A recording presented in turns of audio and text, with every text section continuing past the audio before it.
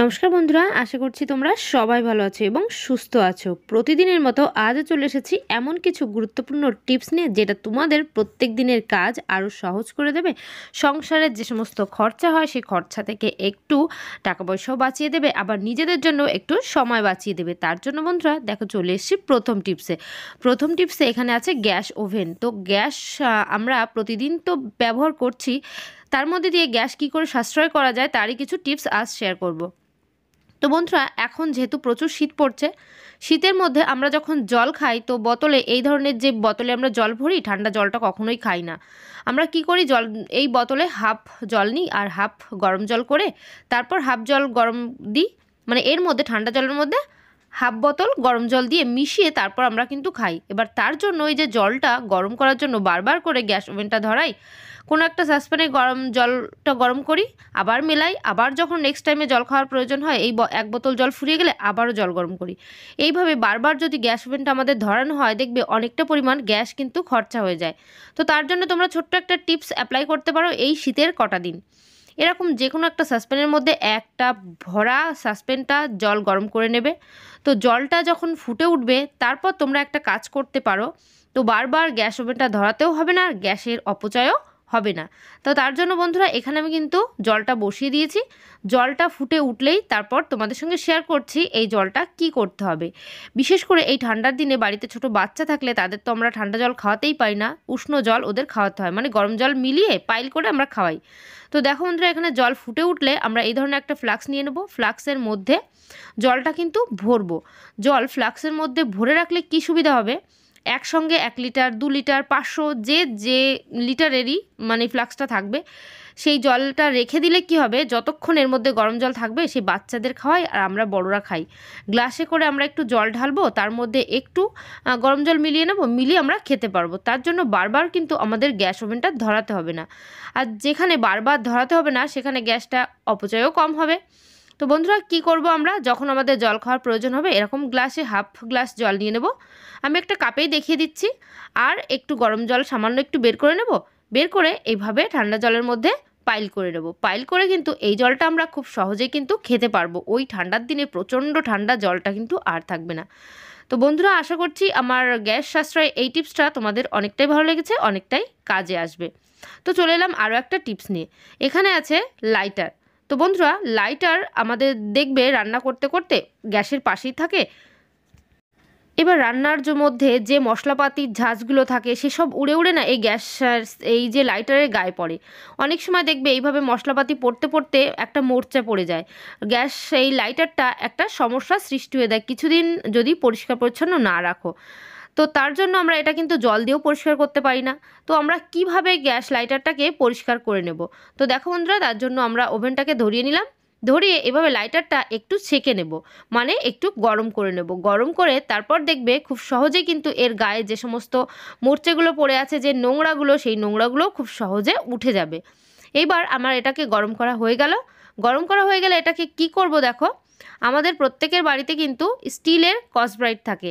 এই স্টিলের স্কচব্রাইট দিয়ে এই যে গরম লাইটারটার গায়ে এইভাবে একটু ঘষে নিতে হবে। এইভাবে আমরা একটু ডললে না দেখবে এর গায়ে যে সমস্ত মোর্চেগুলো আছে, যে তেলচিট আছে, নোংরা আছে, সবগুলোই কিন্তু উঠে যাবে। এবার আরও একটা কাজ করতে হবে, এই লাইটারের ভেতরে, মানে যে সামনের দিক থেকে ভেতরের দিকে কিন্তু প্রচুর পরিমাণে জং থাকে। আমরা বাইরেটা যতই পরিষ্কার করি ভেতরটা তো আর পরিষ্কার হয় না। তো তার জন্যে তোমরা কিন্তু একটা কাজ করতে পারো এই ভেতরটা পরিষ্কার করার জন্য। দেখো বন্ধুরা, আমি তো যে কাজটা করেছি সেটা তো শেয়ার করবই। আর তোমরা এই ধরনের একটা টুথপিক নিয়ে নিতে পারো। টুথপিকের মাথায় এই ধরনের তুলো দিয়ে ইয়ারবাডটা তৈরি করে নিতে পারো। তো যাদের বাড়ি ইয়ারবাড আছে তারা তো কোনো কথা নেই, কিন্তু আমার কাছে ছিল না ইয়ারবাড, তার জন্য আমি তুলো দিয়েই বানিয়ে নিচ্ছি। এইভাবে তুলো দিয়ে একটা ইয়ারবাড তৈরি করে তারপর এই লাইটারের মাথার দিকে, ঠিক এর মধ্যে কিন্তু প্রচুর পরিমাণে জং থাকে, সেই জংগুলো কিন্তু খুঁচিয়ে বের করতে হবে। এইভাবে গোল গোল করে ঘোরালেই দেখবে এর মধ্যে প্রচুর যে জংগুলো, সেই জং বেরিয়ে আসবে। তো বন্ধুরা, আমি কাজটা যেভাবে করছি তোমাদেরও কিন্তু ঠিক সেইভাবেই কাজটা করতে হবে। এইভাবে একটা ইয়ারবাড নিয়ে এই যে লাইটারের মাথার দিকে এইভাবে ঘুরিয়ে দিতে হবে। ঘোরালে এর মধ্যে দেখবে অনেক মোর্চা আছে, সেই মোর্চাগুলো কিন্তু নিচে ঝরঝর করে পড়ার তালেই আছে। তো সেগুলোও তোমাদের লাস্টে দেখিয়ে দেবো এখান থেকে পরিষ্কার করার পর কতটা এখানে নোংরা পড়লো। তো তোমরা দেখতেই পাচ্ছ নিচেই কতটা নোংরা পড়েছে।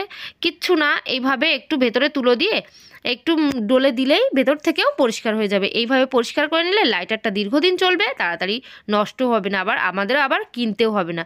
তো চলে এলাম পরবর্তী টিপসে বন্ধুরা, এখানে আছে কি চায়ের প্যাকেট। এবার এই ধরনের চায়ের প্যাকেট যখন আমরা কিনে আনার পর আমরা একটা কাজ করি কি, চায়ের প্যাকেটটা একটা কর্নার থেকে খুলে এই ধরনের কৌটার মধ্যে রেখে দিই।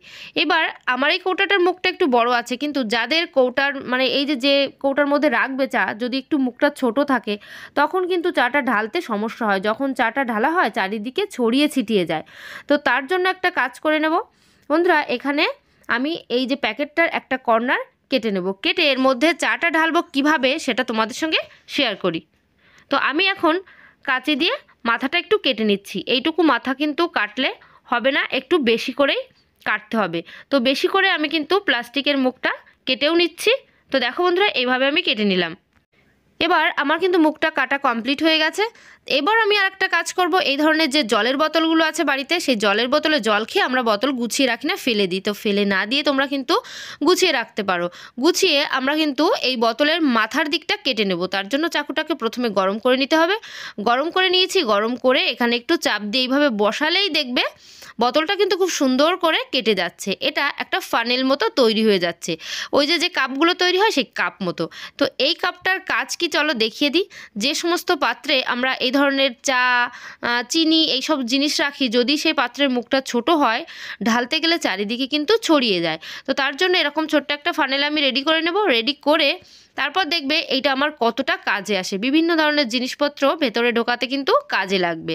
তো দেখো বন্ধুরা, এইভাবে আমি ফানেলটা মুখে দিয়ে এইবার যখন চাটা আমি ঢেলে দিচ্ছি, খুব সহজেই কিন্তু চাটা ভেতরে চলে যাচ্ছে।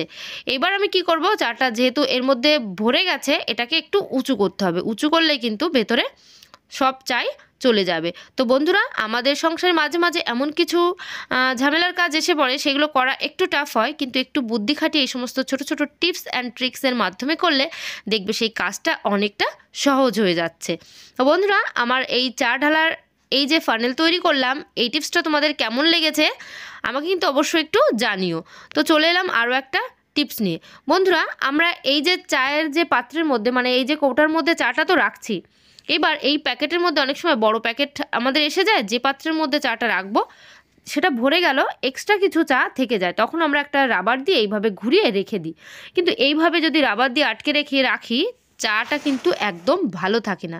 তো তার জন্য একটা ছোট্ট টিপস তোমরা অ্যাপ্লাই করতে পারো।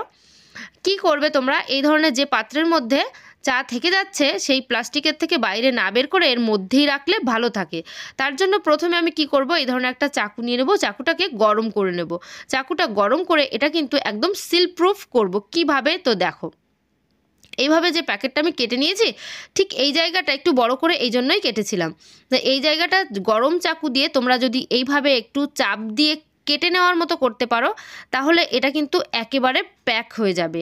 সেই কেনা অবস্থায় যেমন সিল প্যাক করা থাকে ঠিক সেইভাবেই একটা সিল প্যাক হয়ে যাবে। তো কাজটা কিন্তু একটু সাবধানে করতে হবে, কারণ চাকুটা প্রচুর গরম চাকু দিয়েই কিন্তু কাজটা তোমাদের করতে হবে। একটু ঠান্ডা হয়ে গেলেও কিন্তু হবে না, তাহলে এই প্লাস্টিক দুটোর মুখ আটকে যাবে না একসঙ্গে। এবার আমি কাজটা কতটা সুন্দরভাবে করলাম আর কতটা ভালো হয়েছে কাজটা সেটা দেখিয়ে দিই। তো এখন আমি এইভাবে তো কাজটা করে নিলাম, আমি এইটা এবার উবুর করেও দেখিয়ে দিচ্ছি। একটুও কিন্তু চা অথবা যে কোনো গুঁড়ো জাতীয় জিনিস প্যাকেট থেকে আর পড়বে না। তো দেখতেই পারছো আমার এর মধ্যে কিন্তু চা এখনও আছে, কিছুটা ছিল প্রথমে তোমাদের দেখিয়ে দিয়েছি। এইভাবে সিল করে দেখবে এর মধ্যে যদি কোনো হাওয়া বাতাস না ঢুকতে পারে তাহলে কিন্তু চা একেবারেই ভালো থাকবে। আর শুধু রাবার ব্যান্ড দিয়ে আটকে রাখলেই কিন্তু চাটা কিছুদিন বাদে ওর ঘ্রাণ চলে যায়, নষ্ট হয়ে যায়। তো বন্ধুরা, আশা করছি আমার এই টিপসটাও তোমাদের অনেকটাই ভালো লেগেছে, অনেকটাই কাজে আসবে। তো বন্ধুরা, চলে এসেছি আরও একটা টিপস নিয়ে। তো বন্ধুরা, এখানে দেখতে পাচ্ছ আছে কিছু তালা, মানে দুটো তালা। এবার এই ধরনের তালা আমরা যখন ব্যবহার করতে করতে অথবা একটা জায়গায় মানে যে তালাগুলো ব্যবহার করা হচ্ছে না, পড়ে থাকতে থাকতে তালার মধ্যে প্রচুর পরিমাণে জং পড়ে যায়, তালাটা একটা নোংরা হয়ে যায়, তখন কিন্তু দেখতে তালাটা ভীষণই খারাপ লাগে। আর এমনকি তালার যে লকের যে জায়গাটা, সেই লকের জায়গাটা পর্যন্তও নোংরা হয়। তো সেই জায়গাটা কিভাবে পরিষ্কার করবে, এই ধরনের তালা কিন্তু ব্যবহার করতে করতে আমাদের কারোরই ভালো লাগে না। তো তার জন্য একটা ছোট্ট টিপস তোমরা অ্যাপ্লাই করতে পারো যে এই তালাগুলো যেহেতু আমাদের সেফটির জন্য ব্যবহার হয়, এবার সেই সেফটির জন্য যে জিনিসটা ব্যবহার হচ্ছে সেটা যদি অপরিষ্কার থাকে তখন তো ভালো লাগে না। তো কিভাবে তালাটাকে পরিষ্কার করে নেবে, এখানে নিয়েছি একটা কাচের বাটি, কাচের বাটির মধ্যে দিয়ে দেবো চা। তো দেখো বন্ধুরা, চা সাধারণত আমরা তো চা খাওয়ার জন্য ব্যবহার করি, কিন্তু আজকে এই চার গুঁড়ো দিয়ে অন্য এমন একটা ভালো কাজ করব, তোমরা বুঝতেই পারছো যে কাজটা কি হতে চলেছে। তো এখানে নিয়ে নিয়েছি চায়ের গুঁড়ো, আর নিয়ে নিয়েছি একটু পেস্ট। তো এই যে কোলগেট যে পেস্ট, এটা নিয়ে নিয়েছি। নিয়ে এবার এর মধ্যে আরও একটা উপকরণ মেশাবো, সেটা হলো খাবার সোডা। আমাদের প্রত্যেকের রান্নাঘরে থাকে খাবার সোডা। তো খাবার সোডা, কোলগেট আর চা, এই তিনটে একসঙ্গে মিশিয়ে সামান্য একটু জল দিয়ে দেবো। সামান্য একটু জল দিয়ে এটাকে ভালো করে মিশিয়ে নেব। বন্ধুরা, আমরা কিন্তু সবাই জানি চা কতটা ক্লিনিংয়ের পক্ষে উপকারী। তার সঙ্গে আছে খাবার সোডা, আছে কোলগেট, এই সবগুলোর মিশ্রণে এমন একটা সলিউশন এখানে তৈরি হচ্ছে যেটা কিন্তু তালা পরিষ্কার করার ক্ষেত্রে ভীষণ উপযোগী। তালার মধ্যে সে আয়রনের দাগ হোক, যে কোনো নোংরা হোক, আমি এটা কিভাবে পরিষ্কার করব চলো তোমাদের দেখিয়ে দিই। তো বন্ধুরা, এখানে আমি নিয়ে নিয়েছি একটু সেলুটেপ দিয়ে ঠিক চাবিটা যেখানে ঢোকানো হয় এইখানটায় সেলুটেপ দিয়ে দেবো। কেন দিয়ে দেবো? কারণ যেহেতু চায়ের এই গুঁড়োটা দিয়ে আমি এটা পরিষ্কার করব, এই যে চাবি ঢোকানোর এই জায়গাটায় যাতে ওই মিশ্রণটা ঢুকে না যায়, তার জন্য কিন্তু এখানে সেলুটেপ দিয়ে আমি বেশ ভালো করে আটকে দিচ্ছি, যেন ওই ছিদ্রর মধ্যে কোনোভাবেই কোনো গুঁড়ো প্রবেশ না করে, তাহলে কিন্তু তালা চাবি দিতে সমস্যা হয়ে যাবে। এইবার আমার টেপ দিয়ে এটা আটকানো হয়ে গেলে এইবার কিন্তু আমি ওই মিশ্রণটা নিয়ে নেব। তা ওই মিশ্রণটা একটা ব্রাশের সাহায্যে আমি কিন্তু পুরো তালার গায়ে বেশ ভালো করে লাগিয়ে রাখবো। এইভাবে এই মিশ্রণটা, তোমরা কিন্তু আমার তালাটা প্রথমে দেখতেই পারছো কতটা অপরিষ্কার হয়ে আছে, কতটা আয়রনের দাগ হয়ে আছে, মানে ওই যে সেই সমস্ত দাগগুলো একটা হলদে হলদে মোর্চের দাগ, সেই সমস্ত দাগ সবটাই কিন্তু উঠে যাবে। এইভাবে এই মিশ্রণটা তোমরা লাগিয়ে এটাকে কিন্তু এক্ষুনি পরিষ্কার করতে হবে না, এটা কিছুক্ষণ কিন্তু রেখে দিতে হবে। তো বন্ধুরা, তালার সমস্ত জায়গায় আমি কিন্তু মিশ্রণটা লাগিয়ে 10-15 মিনিট রেখে দিয়েছিলাম। 15 মিনিট পর একটা নতুন স্কচব্রাইট দিয়ে এটা কিন্তু বেশ ভালো করে ঘষে নিতে হবে। তো দেখো বন্ধুরা, আমি কিভাবে কাজটা করছি, ঠিক এইভাবেই কিন্তু কাজটা করতে হবে। তালাটার প্রথমে যে অবস্থা ছিল সেই অবস্থা কিন্তু শেষ পর্যন্ত থাকবে না, তালাটা কিন্তু নতুনের মতন একেবারে পরিষ্কার চকচকে হয়ে যাবে। তো কাজটা কিভাবে করছি কিন্তু বেশ ভালোভাবেই দেখতে হবে, আর ভিডিওটা কিন্তু সম্পূর্ণটাই তোমাদের দেখতে হবে, কারণ স্কিপ করলে তোমরা কিন্তু বুঝতে পারবে না স্টেপ বাই স্টেপ আমি কি করলাম, তখনই তোমরা বলবে যে আমার টিপসগুলো কাজে দিচ্ছে না। তো সেইটা না করে সম্পূর্ণ ভিডিওটা কিন্তু দেখতে হবে। আর এখন এই যে পেছনে যে মোর্চার দাগটা বেশি ছিল, এই জায়গাটাও কিন্তু আমি স্কচব্রাইট দিয়ে এইভাবে একটু ডলে নেব, ওই জায়গাটাও কিন্তু পরিষ্কার হয়ে যাবে। তো তোমাদের বাড়িতে যে সমস্ত তালা ব্যবহার করছো, যে সমস্ত তালা ব্যবহার করছো না, এরকম জং পড়ে গেছে, সেই সমস্ত তালাগুলো এইভাবে কিন্তু তোমরা পরিষ্কার করে নিতে পারো। তো আমার এই পরিষ্কার করার পর যখন কমপ্লিট পরিষ্কার করে ফেলবো, তখন দেখলে তোমরা সত্যি ভাববে যে না, অনেকটাই পরিষ্কার হয়েছে। আর কতটা পরিষ্কার হয়েছে আর আগে কতটা নোংরা ছিল, এই জায়গাটা তুললে তোমরা দেখতে পারবে। তো আমি টেপটা তুলেছি, তোলার পর তোমরা এখানে দেখতেই পাচ্ছ যে জায়গায় টেপটা লাগানো ছিল কতটা ওই জায়গাটা নোংরা, তো সেই জায়গাটাও একটু ডলা দিলে এটা কিন্তু খুব ভালোভাবে উঠে যাচ্ছে। তো বন্ধুরা, তালা যখন দীর্ঘদিন নোংরা হয়ে গেলে না, আস্তে আস্তে তালা চাবি দেওয়া যায় না, খুব সমস্যা হয়ে যায়। তার জন্য মাঝে মাঝে কিন্তু আমরা এইভাবে আমাদের তালা চাবিটাকে পরিষ্কার করে একটা শুকনো কাপড় দিয়ে এইভাবে মুছে নিতে পারি, কারণ এটা জল দিয়ে পরিষ্কার করলে কিন্তু আরও খারাপ হয়ে যাবে।